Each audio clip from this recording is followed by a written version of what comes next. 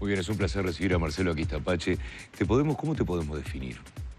Bueno, yo tengo varias líneas. Pero una, por ejemplo. Bueno, digo, usualmente como psíquico, digamos, es lo que quizá la gente más me conozca, ¿no? Yo aparte escribo, soy artista plástico, y bueno, padre de familia, etcétera, etcétera, ¿no? El hecho, yo he visto tu trabajo como pintor y realmente me encanta. Y pensaba, ¿no? Muchas veces el artista tiene una sensibilidad muy particular. Ve el mundo de una manera y quizás sea por ahí también un poco la explicación de lo que, de ese don que vos tenés, que a veces uno no sabe si puede llegar a ser un don o una carga, ¿no? Bueno, sí, por las situaciones a veces en que uno vive, ¿no? Yo siempre digo que a mi criterio no es un don, es una capacidad que todos tenemos y yo, digamos, lo que hice fue prestarle atención y desarrollarlo. Lógicamente que hay personas que tenemos mayor posibilidad de desarrollar esa parte del subconsciente o cerebro primitivo. Y como tú decís, está muy vinculado a la parte de arte también. De hecho, yo la parte de arte la desarrollé a través de la autohipnosis o la inducción, ¿no? A mis 17 años, estando en Tacuarembó, haciendo sexto derecho, conocí a Fabio Puentes, que ahora está actualmente en San Pablo, que es un hipnólogo que actualmente se dedica a toda la parte anestésica, desarrollo anestésico. Y en ese momento descubrí lo que era la hipnosis. Me sorprendí porque él vio la facilidad que yo tenía de acceso a nivel del subconsciente y empezamos a desarrollar una serie de técnicas y hacer ejercicios. Por ejemplo, me pedía que hiciera un dibujo en estado normal y después, estado a nivel del subconsciente, el mismo dibujo, pero realmente como lo sentía en mi interior, sin trabas culturales, sin importarme el qué dirán. Y básicamente yo hacía un dibujo completamente diferente al que había hecho antes, pero en ese caso, por ejemplo, eran árboles y se superponían ambos dibujos y coincidían las ramas y las raíces. O sea, era como el mismo árbol visto con ópticas diferentes de artistas diferentes, ¿no? Entonces, ahí me di cuenta del potencial que eso tenía y de hecho empecé a aplicarlo. Yo lo que hice fue desarrollar una técnica de pintar, diferentes metodologías, y lo que hago básicamente en la parte de arte es aplicar esa metodología de acceso al subconsciente. Y es como que yo fuera a un álbum gigante donde tengo miles y miles de obras y lo que hago es elegirlas y las plasmo de alguna manera, ¿no? O sea, sé que parece una cosa de locos, pero realmente es así. Y lo increíble de esa pintura es que tiene un perfil específico mío, ¿no? O sea, uno ve mi pintura y sabe que la hice yo por las características. Exacto. Y eso básicamente es el potencial, como tú decís. Hay gente que lo llama un don, en realidad yo creo que todos tenemos el potencial. No lo utilizamos porque pensamos que no es posible hacerlo, ¿no? Y ahí está el error. Y, Perdón. Sí. Y te voy a hacer tenés una presentación, pero no quiero dejar pasar por este supuesto, momento. por supuesto. ¿Creemos que no podemos hacerlo? ¿O vos estabas hablando del que dirán, de ciertas estructuras que nos imponen a nosotros desde que somos niños? No sabemos cómo hacerlo o realmente no nos animamos a hacerlo, porque estaba escuchando hace un rato la autoinducción, la autohipnosis. Claro. Debe ser muy difícil la primera vez salir de ese estado, encontrar en el corredor, empezás a recorrer un corredor con muchas puertas y después recordar cómo volver. Bueno, sí, en realidad al principio, lógicamente, la guía de alguien es importante. Luego que lo aprendes a hacer es más fácil, más simple. De hecho, después es un ejercicio que aplicás determinada metodología, una serie de movimientos físicos y mentales, que básicamente la inducción o la hipnosis no es otra cosa que un cambio de conciencia. O sea, la conciencia pasa del cerebro racional, donde está ahora, por ejemplo, ambos hablando, hacia el subconsciente, que viene a ser el cerebro primitivo o el disco duro donde se guarda la información. Nos visita Marcelo Aquistapache y tiene una presentación.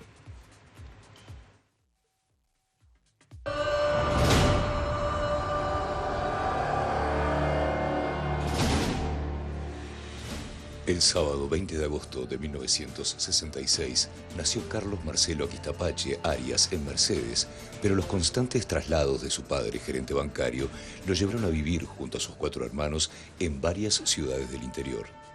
Desde muy pequeño notó que le pasaban cosas raras. Llegaba a la puerta antes que el lechero, se sentaba al lado del teléfono porque sabía que iba a sonar y quién era el que llamaba, y estando en la escuela se paraba segundos antes de que sonara el timbre, lo que le valió más de una sanción y lo llevó a ocultar el don que ni siquiera sabía que tenía. Las clases de pintura y cerámica cuando empezaba secundaria en el Colegio Sagrada Familia de San José hicieron que volviera a ver cosas. Un presentimiento evitó que junto a un grupo de compañeros fuera atropellado por un camión. Vio el incendio de un auto y hasta visualizó las preguntas de un examen. Entonces empezó a tomarse en serio el asunto. Estudió hipnosis junto al hipnólogo Fabio Puente para profundizar una capacidad que, según él mismo dice, todos tenemos pero no aprovechamos. Mientras se dedicaba a la publicidad en su propia agencia, al diseño gráfico en ocasiones y a su gran pasión, la pintura, Marcelo Aquistapache empezó a colaborar en casos policiales, aquí y en el resto del mundo, siempre en forma honoraria. Considerado por la policía como detective psíquico, ha intervenido en docenas de investigaciones en las que él mismo se asombró de su propio éxito. Algunas se han hecho públicas y otras no, porque no es la fama ni el reconocimiento lo que busca, sino liberar las cosas que ve y que en muchas ocasiones le atormentan. Autor de la novela El Enigma del Rosario, que se convirtió también en cómic, ha perfeccionado sus técnicas de hipnosis para ayudar a quienes desean abandonar diversas adicciones, a la vez que recibe constantemente llamados de personas que buscan familiares, lo que lo obliga a meterse en un mundo que a veces no le resulta grato. Marcelo Aquistapache está casado y es padre de 4 hijos que son su cable a tierra. Participó en un reality show de psíquicos en Chile y resolvió cientos de casos a lo largo de su carrera, pero nunca, por más que lo intentó varias veces, pudo anticipar los números del 5 de oro. Bueno, muy bien. En la presentación estaba pensando en lo para qué se te llama generalmente a vos, ¿verdad? Claro, generalmente, o por lo menos lo que está más publicitado, es cuando tenemos algún caso de desaparición, ¿verdad? Casos policiales fuertes. Homicidios, ¿no? Lamentablemente. También. Y yo estaba pensando, ¿cómo se trabaja con eso teniendo hijos? Porque cuando nosotros tenemos nuestro primer hijo, nuestra vida ya no vale tanto, ¿verdad? Es verdad. Uno está siempre pensando en los hijos. Es verdad. Y siempre establece paralelismos entre las cosas malas que pasan, siempre entre lo malo, no me preguntes por qué, y nuestros hijos. Y vos sos un hombre que tenés la capacidad de pronto de estar, de alguna manera, en un lugar, en una situación realmente dramática y a veces violenta. Sí, es verdad, como tú decís, hay casos que te marcan, sobre todo cuando es la intervención de un niño o el fallecimiento de un niño, o tenés que estar en la búsqueda de un niño que a veces lamentablemente o se ahogó, o lamentablemente hubo un accidente y falleció, o lamentablemente a veces, como me ha tocado en casos terribles de homicidios, que los principales objetivos eran niños, ¿no? Y como tú decís, la referencia inmediata a compararlo con los hijos de uno, ¿no? Sobre todo cuando tiene edades aproximadas. Y siempre digo que a veces me sorprendo, ¿no? A veces con la facilidad que tengo para entrar en un caso complejo y para salirme. De todas maneras, como tú decís, los casos donde hay niños, por ejemplo, involucrados, siempre te dejan ese sabor amargo y a veces es difícil de alguna manera de poder limpiar esa carga negativa, ¿no? Sobre todo a veces que tenés que, desde mi perspectiva de psíquico, lo que hago es tratar de posicionarme en el lugar de la víctima. Y muchas veces tenés que vivir la misma situación que ese niño pasó, por ejemplo, ¿no? Y realmente es terrible, y a veces descubrir cosas que desde la perspectiva de un padre sería imposible que fueran, ¿no? No, y sobre todo me imagino, Marcelo, y es horrible decir esto hasta ahora cuando hay niños mirando la televisión, el tener que convivir por unos segundos con la perversión humana. Por supuesto, ¿no? Lamentablemente es así. Y sobre todo a veces te sorprendes porque tenés que vivir experiencias que no es lo que usualmente uno vive, ¿no? Entonces, a veces te metes en la situación de un homicida, en la situación de una madre a veces que le quita la vida a una hija, por ejemplo, o a 2 hijas a la vez, como me ha pasado en casos terribles, y que después de alguna manera esa percepción que uno tiene se puede corroborar desde el punto de vista científico. Por ejemplo, se puede percibir que tenía alcohol en sangre, ese niño sentía aliento alcohólico, y después cuando se hizo un relevamiento forense se pudo comprobar que tenía alcohol en sangre esa niña, por ejemplo, ¿no? Y otro caso, estoy recordando, por ejemplo, un caso terrible que ocurrió en Villa del Carmen en el 2011 de dos niñas que supuestamente murieron jugando con la gallinita ciega, con una bolsa, ¿no? Y cuando me posicioné en el lugar, la experiencia que obtuve fue muy diferente, ¿no? Muy diferente y muy macabra, ¿no? Y lamentablemente ese caso, digo, quedó sin resolverse. Si bien se le procesó a esa madre, se tenía que ir a presentar a la comisaría los viernes, ¿no? Y un caso muy complejo porque aparte ella tenía un antecedente de un niño de otra pareja que había muerto en una situación similar. Y ahí la injusticia de la justicia, valga la redundancia, me dejó a mí un sabor muy amargo por el manejo a veces que se hace, sobre todo en esos pueblos del interior, ¿no? Solo llegan a vos cuestiones, porque estoy pensando en la naturaleza humana, ¿verdad? Cuánto vos sos una especie como de espectador privilegiado de lo que es la naturaleza humana, pero estoy viendo que solamente por lo que me estás contando es lo que son los aspectos negativos.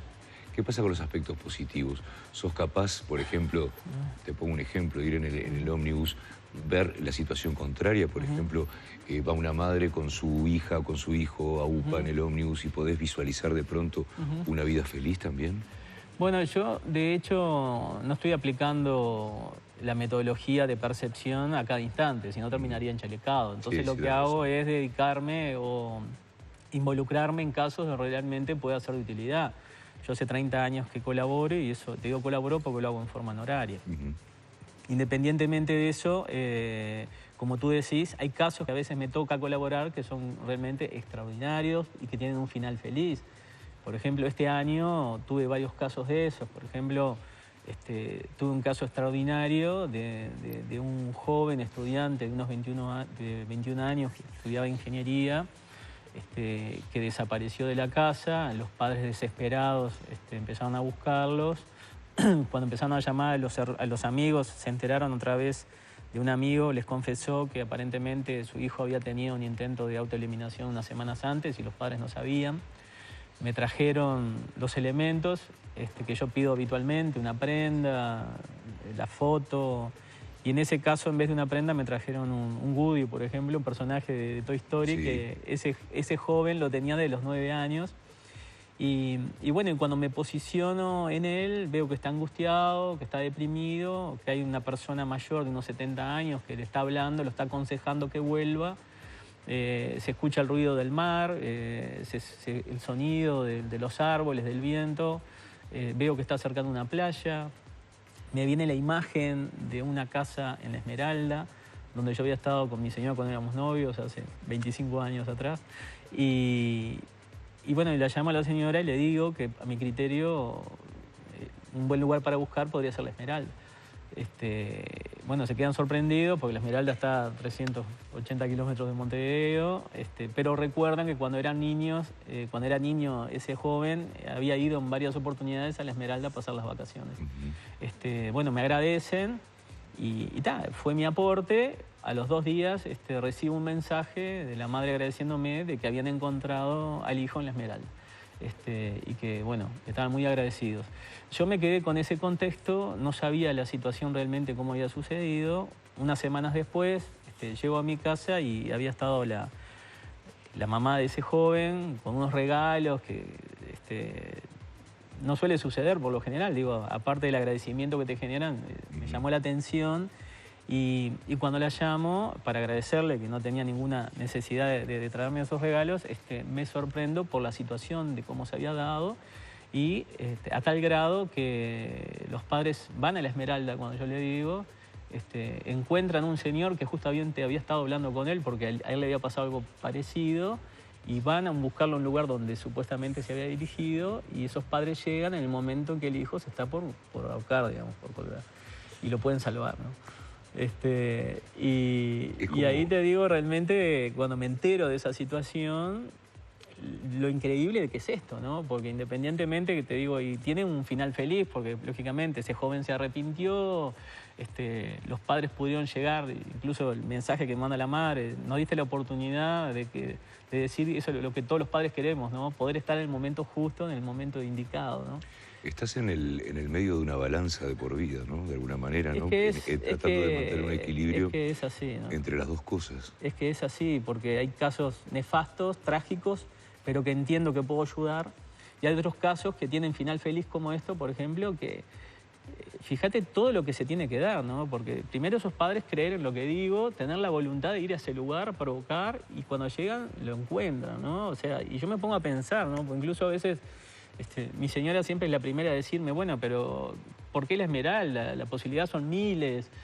Bueno, porque me vino esa imagen asociado y tengo un criterio, tengo un desarrollo de metodología y sé que funciona.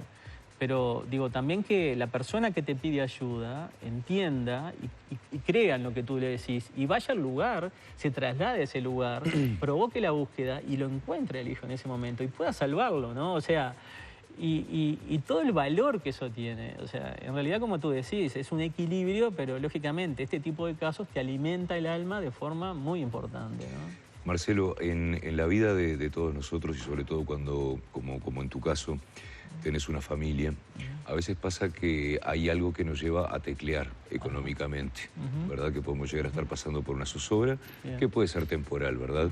¿En algún momento pensaste en usar este don para, nosotros decíamos bromeando lo de los números de 5 de oro, ¿verdad? Pero sí para la timba, para decir, bueno, capaz que puedo salir de esto. Sí, claro. Siempre digo que soy psíquico, no idiota, ¿no? He intentado de todas maneras, pero lamentablemente no me funciona, ¿no? Yo lo que tengo un ejercicio de visualización futura que lo apliqué durante varios años para demostrar de que esto funcionaba. De hecho, mucha gente me conoció por ese tipo de ejercicios, que lo que yo hacía era posicionarme en junio y en diciembre en un kiosco de revistas y ver las noticias que estaban allí, ¿no? He hecho ese ejercicio, lógicamente, con una tabla del 5 de oro, con la foto del kiosco, o sea, tratando de posicionarme el lunes cuando ya sé que están los números anotados. Sin embargo, veo el kiosco, veo el entorno, veo la gente que está alrededor y cuando veo los números no los veo.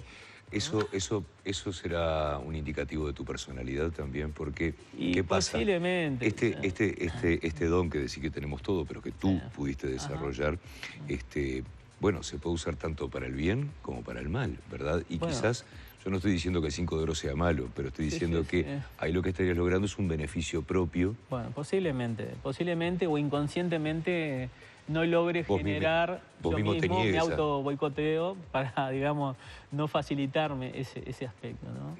De todas maneras, como tú bien decís, o sea, yo si bien lo hago en forma honoraria, lo que hice después de muchos años me costó, pero fue utilizar este potencial para poder vivir de esto, ¿no? Y lo que hice fue desarrollar una metodología para tratar adicciones, y justamente lo que hago es trabajar con el subconsciente, con ese don o ese potencial que todos tenemos, lo que hago es aplicarlo en otras personas. Estábamos hablando antes de esta nota del tema de las adicciones, que generalmente es lo que más nos preocupa, ¿verdad? El alcohol, la droga, el cigarrillo, el juego. También, porque no hay muchas adicciones. La ludopatía es extraordinariamente negativa a la sociedad y la familia, ¿no? Digo, conozco casos terribles y, por ejemplo, aunque parezca mentira, la ludopatía en una sola sesión se puede resolver fácilmente, ¿no? Me hablabas de algo bastante lógico, ¿verdad? Antes de que arrancáramos esta nota, en lo que tiene que ver con un pensamiento racional y con un pensamiento primitivo. ¿Podrás explicarlo? Claro que sí. Siempre me pregunté cómo yo podía obtener información de un acontecimiento sin estar en el lugar, o un acontecimiento que ya hubiera sucedido, o incluso un acontecimiento que va a suceder. Y siempre he tratado de desarrollar mis propias teorías, porque si bien está dentro de lo que es la física cuántica, yo no soy un científico, digamos, para poder, en definitiva, formular esa teoría, pero sí con observación y con entendimiento de situaciones, he logrado llegar a descubrir, a mi criterio, cómo es que funciona todo eso, ¿no? Siempre digo que cualquier acontecimiento, por más simple que sea, genera una emisión de información que es infinita, ¿tá? Es como que fuera una explosión de información. Y eso está inspirado en la creación, en el Big Bang. O sea, hace poco se descubrió que las teorías de Einstein eran realistas cuando se logró captar la explosión inicial, digamos, de ese Big Bang, ¿no? Y básicamente el Big Bang es como una explosión de información. El espacio está hecho a imagen y semejanza de esa explosión. El espacio está continuamente en expansión, digamos, generando expansión. Es como una información que se emite y se genera de forma continua. Por eso digo que la naturaleza y nuestro cerebro primitivo, el subconsciente, está hecho en base a imagen y semejanza de esa expansión inicial. Pero así como funciona el cóncavo y el convexo, la expansión que genera el Big Bang, en el subconsciente, él absorbe información. Es lo contrario a la expansión, él absorbe información. ¿Qué pasa? El subconsciente es el cerebro primitivo, es el disco duro donde se guarda toda la información. Lo que ocurre es que hace 3 millones de años, por determinada razón de la evolución, nuestros ancestros, que eran una especie de simios desnudos en medio de la sabana donde le tocaba vivir, empezaron a desarrollar células de inteligencia, que no eran otra cosa que nuestro primitivo cerebro racional. Y desarrollaron una herramienta y con esa herramienta comenzaron a modificar el medio ambiente. Y tanto éxito tuvo en la evolución ese tipo de células de inteligencia que cada generación comenzó a crecer con 180.000 neuronas nuevas. O sea, cada generación era 180.000 neuronas más inteligente que sus ancestros, por lo tanto hacían mejores herramientas, por lo tanto modificaban más el medio ambiente. Eso llevó que al cabo de miles y miles de generaciones nuestro cerebro racional comenzó a evolucionar y a crecer. Y hace unos 30.000 años detuvo ese crecimiento. ¿Por qué? Porque la cantidad de células de inteligencia que habían desarrollado ya les había alcanzado para modificar el medio ambiente. De tal manera que si llovía teníamos techo, si hacía frío teníamos abrigo, si venía un animal teníamos una lanza. O sea, ¿eso qué quiere decir? Que gracias al cerebro racional el hombre aprendió a vivir más tranquilo. Pero eso tuvo un costo en la química de nuestro cerebro. ¿Por qué? Porque nuestro cerebro funciona eléctricamente. La electricidad se genera por procesos químicos. Nuestro cerebro racional, que es el adicto o el cerebro inteligente, administra la adrenalina, ¿tá? Y la adrenalina lo que hace es disparar el pico de ansiedad. Mientras que el subconsciente, que viene a ser el cerebro primitivo, genera endorfinas, ¿tá? La diferencia es que las endorfinas se generan ante un estímulo exterior, como puede ser una buena noticia o ver a alguien que querés. Entonces, lo que ocurrió fue que la evolución hizo que nuestro cerebro racional prácticamente duplicara al subconsciente en pocos millones de años. Y eso le permitió tomar el control del cerebro del subconsciente. O sea, el adicto es nuestro cerebro racional. A diferencia, la medicina lo que hace es negociar con ese adicto. Tú querés dejar de fumar y te dan un parche de nicotina o un ibuprofeno o te dan un medicamento poderoso. Entonces el cerebro racional prueba ese parche y obtienen un parche la nicotina de 8 o 10 cigarros. Entonces, ¿para qué te va a pedir fumar si él con eso es feliz? Entonces, básicamente lo que ocurrió es que las adicciones no son otra cosa que combustible para que tu cerebro racional pueda generar adrenalina. Y la adrenalina lo que hace es disparar el pico de ansiedad. O sea, las adicciones lo que hacen es alimentar químicamente a nuestro cerebro inteligente, que es el adicto, ¿tá? Y este evolucionó y tomó el control. Y se transformó en un político corrupto, por decir, ahora que estamos en un año preelectoral. Y lo primero que hace nuestro cerebro inteligente es desconectar al sistema nervioso central, porque de otra manera nadie podría fumar, nadie podría tomar alcohol, nadie podría drogarse, porque nuestro sistema colapsaría. Por ejemplo, solo 30 cigarrillos, el veneno de 30 cigarrillos es suficiente para que una persona promedio de 70 kilos colapse y caiga intoxicado. Y necesita unos 15 días para poder recuperarse. O sea que nadie podría fumar, nadie podría tomar alcohol, nadie podría drogarse, ni nadie podría comer y tomar en la forma que lo hacemos porque colapsaríamos. Entonces, lo primero que hace nuestro cerebro inteligente es desconectar el sistema nervioso central. Por eso las enfermedades relacionadas por las adicciones son tan terribles, porque es la acumulación masiva de miles y miles de químicos y tóxicos durante años, porque tu sistema nervioso central no te puede defender porque tu propio cerebro racional puentea la información. Entonces ahí viene la pregunta retórica que todos nos hacemos, ¿sí? Pero si yo fumo y contraigo un cáncer o como de más, engordo y me muero por gordo comilón, él también se va a morir. Y la diferencia es que a tu cerebro racional no le importa que contraigas un cáncer, no le importa que contraigas un EPOC, no le importa que envejezcas antes de tiempo, no le importa que no puedas ver crecer a tus hijos o a tus nietos. A tu cerebro racional... Perdóname que te interrumpa. Sí. ¿Es el cerebro primitivo el que nos provoca, el que nos ayuda a sentir miedo, el que nos ayuda a sentir, el que nos defiende? No. El cerebro racional es el adicto y es el fóbico, es el miedoso. ¿Por qué? Porque en algún momento de tu vida tuviste una situación traumática que generó una reacción física adversa. Esa reacción física adversa, tu cerebro racional entendió que eso le permitió sobrevivir. Entonces pasan los años, quizás tú no te acordás de esa situación traumática, pero tu cerebro racional sí. Y cada vez que te enfrentás a una situación que él entiende es parecido a lo que te pasó a los 3, a los 5, a los 8 años, va a buscar ese borne negativo y genera la misma reacción física que a él le permitía sobrevivir. Pero a ti te quita oportunidades, te amarga la vida, porque a veces te paralizás frente a un lugar justamente por ese miedo infundado, porque a veces son situaciones que te pasaron a los 3 años desde la perspectiva de un niño. Por ejemplo, estabas solo con tus padres, estabas durmiendo, hacía frío, tu padre estaba haciendo el jardín y tu mamá había ido al almacén. Te despertaste solo porque hubo un choque en la esquina, un golpe grande, asustado. Te bajaste, el piso frío, te pusiste a llorar.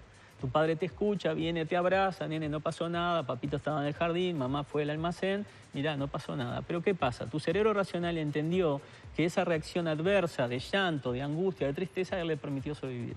Entonces pasan los años, quizás tú no te acordás de esa situación traumática, porque fue cuando tenías 3 años y fue una tontería, pero tu cerebro racional sí. Y cada vez que tú te enfrentás a una situación que él entiende es parecido a lo que te pasó a los 3 años, va a buscar esa información adjunta y va a generar la misma reacción física adversa. Entonces, básicamente tu cerebro racional te controla, ¿tá? Y te puentea el sistema nervioso central en el caso de las adicciones o te marca de por vida con una fobia, un miedo, una angustia que a veces no tiene sentido, ¿no? Marcelo, las personas se pueden acercar a vos, obviamente, para poder tratar todo este tipo de situaciones. Sí, yo estuve hace 7 años y medio que estamos trabajando con grupos. De hecho, tenemos una clínica, se llama SICAMA, Centro de Investigación y Control de Adicciones, Método Aquistapase, que estamos trabajando específicamente en adicciones. Yo antes de desarrollar los grupos estuve trabajando en forma individual en toda la parte de fobias, pánico, angustia, miedos, depresión, pero ya no lo hago. Pero a lo que voy es que el desarrollo de metodología que he logrado descubrir lo que puede llegar a ser algo revolucionario a nivel de la ciencia y que es el encapsulamiento de información. Por ejemplo, descubrí que no importa la aceleración que yo ingrese a nivel del subconsciente, cuanto más rápido le doy la información, menos posibilidad tiene el cerebro racional de analizar y cuestionar esa información. Entonces, básicamente lo que esto va a permitir en pocos años es encapsular esa información. ¿Qué quiero decir? Que, por ejemplo, uno quiere dejar de fumar y tiene autoestima baja, o tiene angustia o depresión, o tiene miedo a volar, y uno básicamente se podría poner un casco de realidad virtual y en una tablet programás, por ejemplo, bueno, tengo que mejorar la autoestima, le pongo 2 cápsulas de autoestima, una para dejar de fumar, una miedo a volar, y básicamente la persona generaría 5 o 6 destellos, la persona se lo saca y ya deja de fumar, mejora la autoestima y no tendría miedo a volar, ¿no? ¿No es manipular eso solamente? Lógicamente que es manipular, pero es con un beneficio, es con una cosa que realmente genera cambios estructurales en la persona y la voluntad de la persona prima sobre la de su cerebro inteligente. ¿Cuánto hace falta de la voluntad de la persona que va a hablar contigo, ¿verdad? De la persona que va a someterse? Es fundamental que la persona quiera dejar la adicción, ¿no? Eso tiene que tenerlo en claro porque genera un cambio en su vida, ¿no? No solo desde el punto de vista de dependencia física conductual, sino que va a tener mayor tiempo, va a tener mejoras estructurales en todos los sentidos. Y la persona tiene que tener la disposición, pero si la persona tiene la disposición, ya la herramienta de por sí es extraordinaria y le da un potencial enorme. De hecho, la voluntad de la persona es la misma. Su oponente está 80 veces debilitado. O sea, si tú entras tirando de la cuerda contra 80 fumadores, cuando salís tirás contra uno solo. Y hay adicciones que te cambian la vida, por ejemplo el de fumar, pero en el caso de alcohol y cocaína son realmente extraordinarios los cambios que se generan, porque no solo en la persona, sino en su entorno familiar. Lo mismo la ludopatía. Y estamos hablando que hemos logrado desarrollar una metodología que estamos arriba de un 85% de eficacia en una sola sesión en casos de alcohol, cocaína y ludopatía.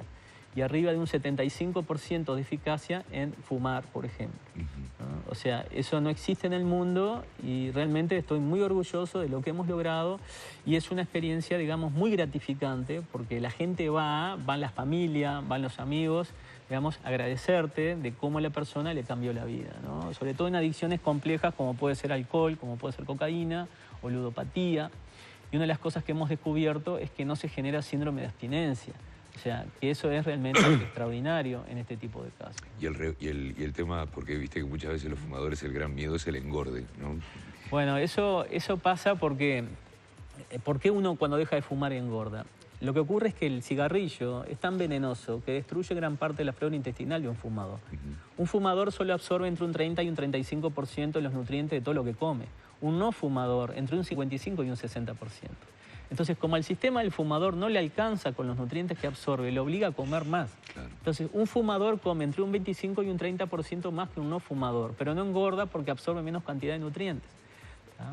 Es de aquí que cuando uno deja de fumar, luego de los 45 o 60 días, el sistema nervioso central termina de expulsar esos químicos tóxicos y venenos que no sabía que estaban allí, y la flora intestinal del exfumador se normaliza y este comienza a absorber entre un 55 y un 60%, o sea, casi el doble. Claro. Pero sigue comiendo lo mismo que comía. Pues si te comías 2 platos, te seguís comiendo 2 platos, pero absorbes el doble de nutrientes. Por eso es que engordas. Pero nosotros lo que hicimos fue desarrollar justamente... Habías traído, perdóname, sí. este pizarrón para explicar lo que habíamos hablado anteriormente, sí. Para graficarlo de alguna Básicamente manera. Sí, digo, en realidad yo sé que es bastante complejo y a veces los tiempos nos dan, pero como yo les decía...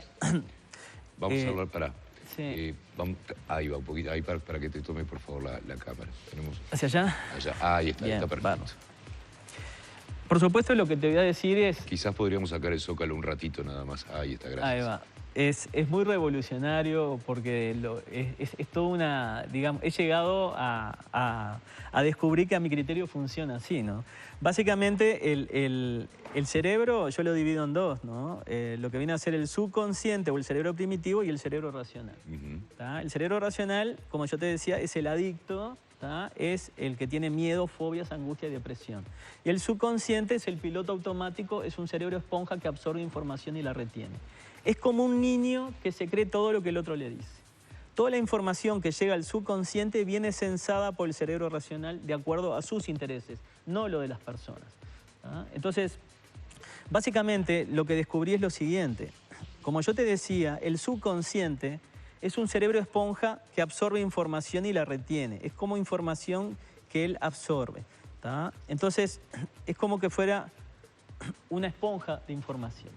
Y el cerebro racional, básicamente, es como un tubo que desarrollamos, que lo que hace es decodificar esa información externa para que ingrese a nivel del subconsciente. Te digo lo que quiero. Te digo lo que quiero. Entonces, ¿qué pasa? Por ejemplo, imaginemos esta mano en el exterior, ¿no? Para que esto ingrese al subconsciente, tiene que decodificarla. Es como que le sacan un hilito y la pasa por el tubo y la empieza a coser adentro. Entonces dice, una mano de humano tiene 5 dedos, es de carne, tiene tantas falanges, tiene diferentes colores de piel. Es como que tiene que, digamos, desmenuzar esa información para que ingrese a nivel del subconsciente. Y la forma de desmenuzarlo es a través de un relato. Es como que fuera símbolos. Entonces, está la mano en el exterior, la descose, la pasa por el cerebro y después ingresa al subconsciente. Bien, entonces lo que yo descubrí es que yo podía implementar ese tubo, acelerar la información. ¿Esto qué quiere decir? Yo, por ejemplo, la inducción, una adicción, se deja porque yo te llevo, primero desconecto al racional, que se hace a través de una serie de estímulos, a través de los sentidos, y el que vive la experiencia es el subconsciente. Es como un niño que se cree todo lo que el otro le dice. La diferencia es que cuando yo llego a ese lugar, el cerebro racional no funciona o está durmiendo la siesta. Entonces yo te llevo a una fábrica y te fabrico todo lo que le gusta al otro con lo que no te gusta. Las cosas que te molestan, que te dan asco, que te dan miedo. Entonces básicamente yo digo cigarro y toda esa experiencia se guarda en el borne que corresponde al cigarro. Que el cerebro racional necesita un borne positivo y yo coloco allí un borne negativo. Cuando el cerebro racional vuelve a tomar el control, él sigue adicto, pero cuando va a buscar el borne de referencia se genera un cortocircuito porque no coincide. Entonces la persona ve algo que se moría por consumir y no lo desea. ¿Bien? Muy bien. Marcelo, un placer como siempre conversar contigo. Por favor. No quiero despedir a Marcelo sin recordarles que, bueno, que está su novela, El Enigma del Rosario, que está en esta versión de cómic que a mí me encantó realmente. Bueno. muy, pero muy, muy recomendable. Muchísimas gracias y bueno, un muy buen año para toda la audiencia y bueno, te agradezco la posibilidad, yo sé que esto es muy difícil en poco tiempo, pero que la gente más o menos entienda que detrás de lo que hago hay una base física o biológica que permite repetir el proceso. Escúchame, Marcelo, tengo hasta el 21 de enero una compañera eventual de trabajo que se llama Verónica Chevalier. ¿Vos la podrías hipnotizar para que, por ejemplo, ella me empiece a querer más realmente, a tratar mejor, a traerme más torta de chocolate de la madre, cosas así? Se podría. Bueno, yo vi ahí una torta de chocolate. Sí, pero era para todo. Y para que baje 2 cambios, ¿viste? Que quede como calladita. Eso sí, eso podría ser allá una sesión de adelgazar, que no quiero decir que... Pero le baja mucho el nivel de ansiedad, eso le puede hacer muy bien. Así que cuando quieras estás invitada, ¿eh? Bueno, ya ahora se la agarra conmigo. Perdón. Seguimos adelante con La Mañana en Casa. Nos vamos al consejo de Anita rapidito, por favor.